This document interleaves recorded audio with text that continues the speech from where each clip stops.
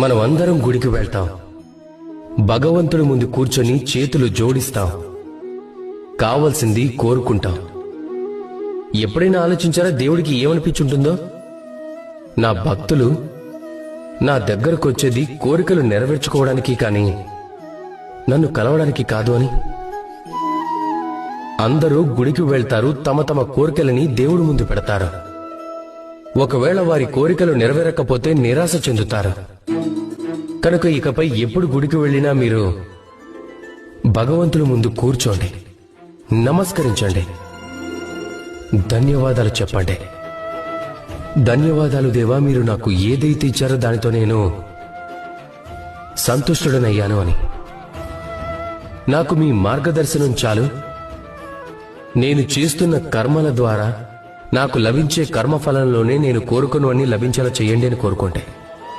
ఒకవేళ కోరుకోవటానికి మాత్రమే గుడికి వెళ్తే మీరు ఆ దేవుడు ముందు ఎంతో చిన్నవారైపోతారు. అలా కాకుండా మీ పనిని మీరు చేసి దైవానికి కృతజ్ఞతలు చెప్పడానికి వెళ్తే మీరు నిజమైన దైవాన్ని చూడగలుగుతారు.